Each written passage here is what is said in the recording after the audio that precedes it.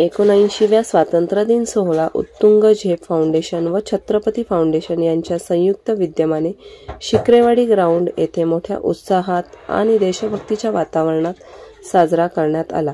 शुक्रवार 15 ऑगस्ट रोजी सकाळी 8 वाजता झालेल्या ध्वजारोहण व कार्यगौरव सन्मान सोहळ्याच्या अध्यक्षस्थानी भारतीय सैन्य दलांचे लेफ्टनंट कर्नल अजित ओडेकर होते।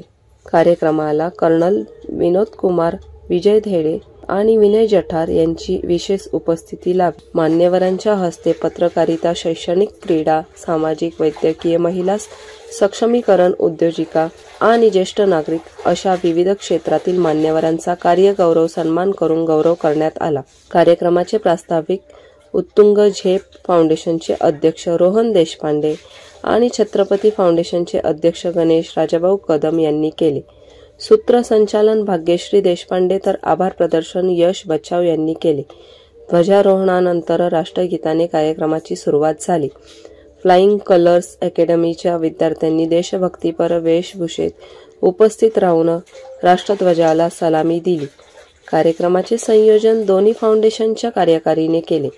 कार्यक्रमाची सांगता वंदे मातरम गीताने झाली। पुरुषोत्तम शाळा 1982 बॅचचे पदाधिकारी तसेच परिसरातील नागरिक मोठ्या संख्येने उपस्थित होते।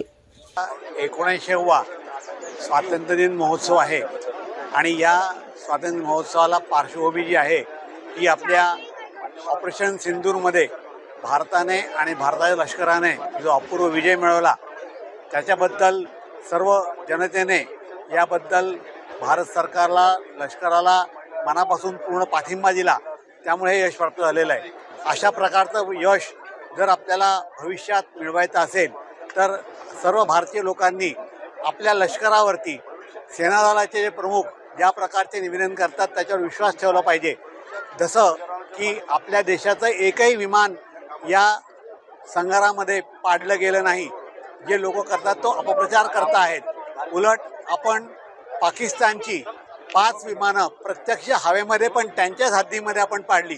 त्यांचं एक अवकाश नावाचं टोळी विमान पण त्यांच्या हद्दीत आपण पाडलं आणि इतर 4 विमानं F-16 त्यांच्या हँगरमध्ये उभं असताना आपल्या सेना दलाने म्हणजे आपल्या हवाई दलाने जो हल्ला केला त्यामध्ये त्यांचे अनेक प्रकारची विमानं, त्यांची साधनसामुग्री ही नष्ट झालेली आहे आणि त्या गोष्टीवरती सर्व लोकांनी विश्वास ठेवणं आवश्यक आहे आणि ह्या गोष्टी सैन्याच्या माध्यमातून आल्यामुळे त्याच्यामध्ये परंतु असा कुठलाही विषय यायला नको असं मला आपल्या सगळ्यांना निमित्ताने आव्हान करायचं आहे आणि आपण सगळेजण याच पद्धतीने देशाच्या पाठीमागे, देशाच्या सैन्यामागे आणि मुख्य म्हणजे ज्या क्षेत्रात जो माणूस काम करतो त्याने त्या क्षेत्रात तो सैनिक नसेल पण आपापल्या क्षेत्रात त्याने प्रामाणिकपणाने आणि देशाची सेवा करतो या हिशोबाने आपलं काम केलं तर या देशाचं भवितव्य नक्की उज्ज्वल आहे असा मला विश्वास वाटतो। आज या स्वातंत्र्य दिनाच्या निमित्ताने छत्रपती फाउंडेशन, उत्तुंग झेप फाउंडेशनच्या वतीनं शिक्रेवाडी मैदान या ठिकाणी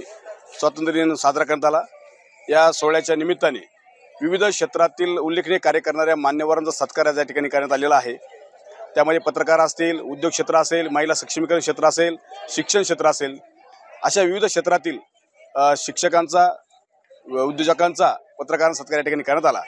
आम्ही या माध्यमातून तरुणांना एक चांगला संदेश या ठिकाणी, तरुण घडला तर देश घडेल, तरुण बिघडला तर देश बिघडेल आणि खऱ्या अर्थाने आज भारत देश हा तरुणांचा देश म्हणून ओळखला जातो।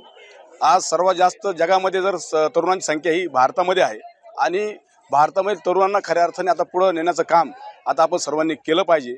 त्यामधून चांगलं त्यांना आचार, विचार आणि संस्कार दिले पाहिजे। त्यांच्यावर चांगलं संस्कार चांगले आपण जर केले तर भविष्यातील देशाचं नेतृत्व हे अतिशय सक्षम असेल आणि आपल्याला सर्वांना माहीत आहे आज भारत संपूर्ण जगामध्ये 4थ्या क्रमांकावर आर्थिक क्षेत्रामध्ये पुढे गेलेला आहे।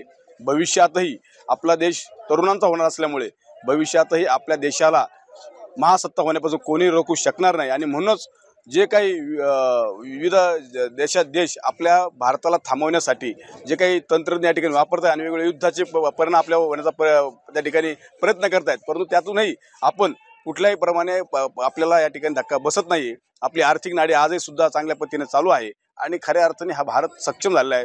विविध शेती असेल, विविध तंत्रज्ञान असेल, आधुनिकता असेल, प्रत्येक क्षेत्रामध्ये भारताने प्रगती केली आहे. अशीच प्रगती भारत ह्या देशात पुढे करीत राहील आणि छत्रपती फाउंडेशन, उत्तुंग झेप फाउंडेशन माध्यमातून या ठिकाणी आम्ही असंच कार्य भविष्यात करत राहू एवढं या ठिकाणी सांगतो. जय हिंद, जय भारत. महासत्ता बनण्याच्या दिशेने पाऊल टाकत आहे. आपल्या भारताचे लोकप्रिय प्रधानमंत्री ज्यांचा आंतरराष्ट्रीय दर्जावरती गाजावाजा आहे, त्यांच्या स्वप्नांना साकार करण्यासाठी आपण एकसंध पुढे जात आहोत. आजच्या शिक्रेवाडी मैदानावरती या 9व्या वर्षात उत्तुंग झेप फाउंडेशनच्या वतीने व छत्रपती फाउंडेशनच्या वतीने आज या ठिकाणी काही पत्रकार बांधवांचा, समाजातील विविध सेवेमध्ये काम करत असणाऱ्या, अहोरात्र झटत असणाऱ्या समाजसेवकांचा, रुग्णसेवा करत असणाऱ्या डॉक्टरांचा, तसेच शैक्षणिक सेवेमध्ये मोठं काम करणाऱ्या शिक्षकांचा आणि महिला सक्षमीकरण करत असणाऱ्या माता भगिनी सन्मान या 15 ऑगस्टच्या निमित्ताने आम्ही सर्वांनी या ठिकाणी केला.